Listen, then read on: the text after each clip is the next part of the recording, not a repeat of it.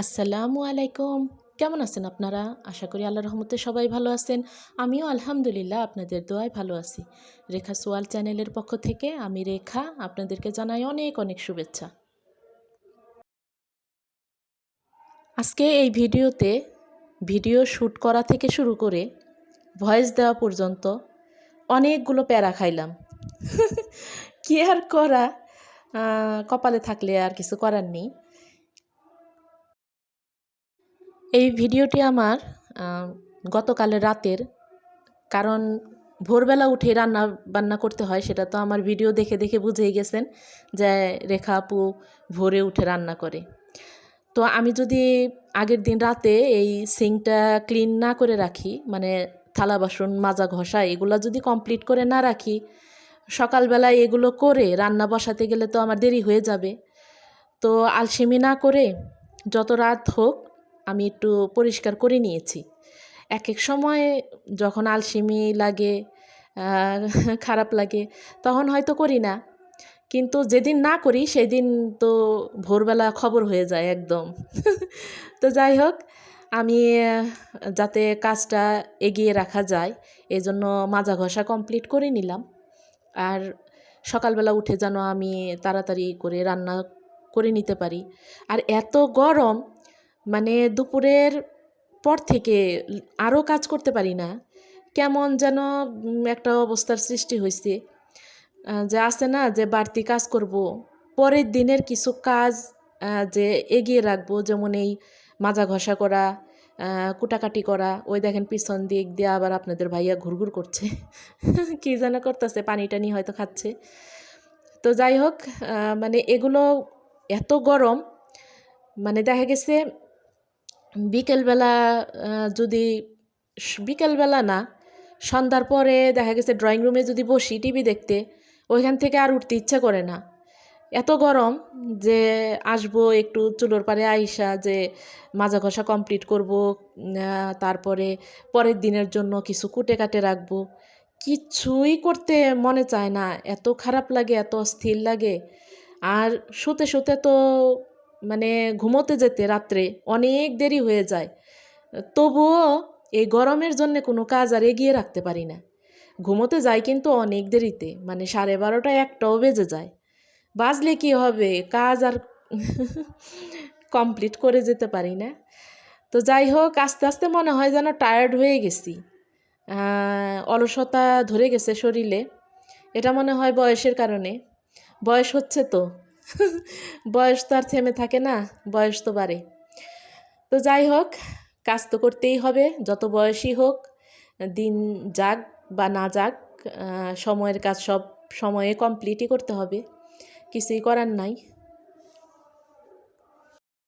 এই ভিডিওটি আমার যে দেখছেন, এটা ভোরবেলার কবুতর রান্না করতেছি। আর রান্নার মধ্যে ওই যে কুটে রাখি নাই বললাম, তো কুটে রাখতে পারি নাই, শুধু মাজা ঘষাটা ওই যে করে রাখছিলাম, দেখলেনি আপনারা। তো করতে পারি নাই, তো এখন মানে ওই কবুতরের মাংসটা চুলায় দিয়ে আমি খুব তাড়াহুড়া করছি, ওই করলা ভাজি করতে হবে। তো প্যাকেটের গিট না খুলেই ঢালার চেষ্টা করছি, পরে দেখি কি প্যাকেটের গিটই খুলি নাই, এতই তাড়াহুড়া ছিঁড়ে বের করলাম। যাই হোক, কি আর করব, এই হলো আমার সকাল। মানে সকালের পরিস্থিতি খুব খারাপ থাকে, খুবই খারাপ থাকে। আর বললাম না, সকালটা খুব খারাপ গেছে। একে তো চুলায় আগুন নাই, পাওয়ার একদমই নাই। তো চিন্তা করলাম কি রাইস কুকারে ভাতটা দিয়ে দিই। তো রাইস কুকারে ভাতটা দিয়ে আমি মাত্রই বসছি, বলতে ওই যে করলা কুটার জন্য বসছিলাম। তো আমি তো জানি যে প্রেশার কুকার তো প্রেশার কুকার বলে, সরি, রাইস কুকার তো চলছে। তো রাইস কুকার চলছে, এই যে দেখলেনি, আমি কিন্তু সুইচও দিলাম। তো এইভাবে করতেছি, হঠাৎ তাকাইয়া দেখি যে লাইট সব অফ। আমি বলি কী রে, কী হইল, দেখি কি কারেন্ট নাই। চিন্তা করছেন, একে তো গ্যাসেই নাই, আগুন নাই। রাইস কুকারে দিলাম ভাত, ওইখানেও কারেন্ট নাই। আপনাদের ভাইয়া ছাদে গিয়া চিল্লাইতেছে, রেখা পানি ছাড়ো পানি ছাড়ো।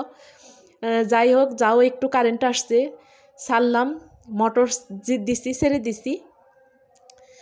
মনে করেন 500 বার কারেন্টটা গেল আসলো গেল আসলো, কি একটা পরিস্থিতি। তো এই যে আমি করলা কেটে নিচ্ছি। আমি কিন্তু করলার ভিতরে যে বিচি টিচি থাকে না, ওগুলো আপনাদের ভাইয়া খেতে চায় না, দাঁতের নিচে পড়লে রাগ করে যে এগুলো ফালাও না কেন, এগুলো ফালাও না কেন, বকতে থাকে। তো ওগুলা ফেলে টেলে কমপ্লিট করে নিছি। এই যে ভাজি চড়াইয়া দিতেছি। তো অনেক কারেন্টে জ্বালাইছে আজকে, ভিডিও শ্যুট করা থেকে, বললাম না, ভিডিও শ্যুট করা থেকে ভয়েস দেওয়া পর্যন্ত। আর এই যে ভয়েস দিচ্ছি না, বাইরে দাবি দেওয়া নিয়ে খুব চিল্লাপাল্লা চলছে, আন্দোলন চলছে দাবি দেওয়া নিয়ে। কিসের দাবি দেওয়া তা জানি না, এত দাবি দেওয়া শুনতে শুনতে না টায়ার্ড হয়ে গেছি, এখন আর ভাল লাগে না কিসের দাবি দেওয়া।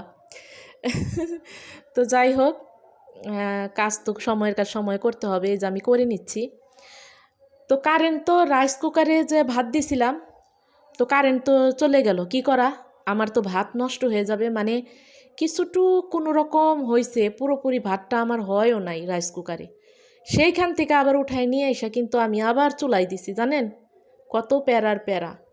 চুলাই দিছি, সেই চুলার মধ্যে পরে ভাতটা হয়েছে, কিন্তু বসা ভাতের মতো। আমি আবার অনেক দিন হয় বসা ভাত, চুলোতে বসা ভাত রান্না করা হয় না।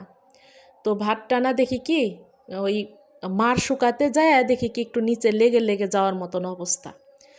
আর অতটা ঝরঝরা হয় নাই, একটু মানে পানি পানি কেমন জানি একটু আঠা আঠা হয়ে গেছে। পরে ফ্যানের বাতাসে করে দিছি, ঠিক হয়ে গেছে, কিন্তু ভাতটা একটু নরম নরম হয়ে গেছিল।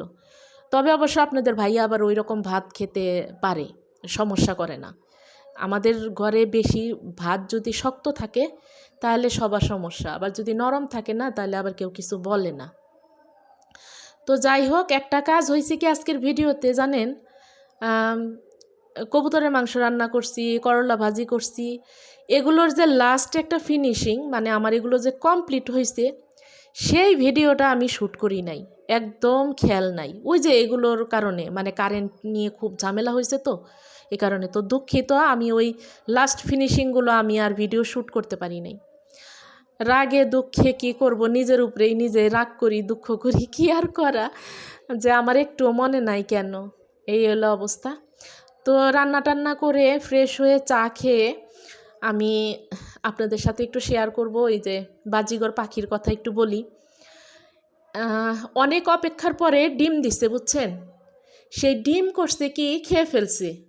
এখন মেয়ে পাখিটা ডিম খাইলো না ছেলে পাখিটা ডিম খাইলো বুঝলাম না। আমার কাছে আপনাদের ভাইয়া বলল যে সম্ভবত ছেলে পাখিটাই ডিমটা খেয়ে ফেলছে। এত অপেক্ষার পরে ডিম দিছে, সেই ডিম যদি খেয়ে ফেলে মনটা খারাপ লাগে না?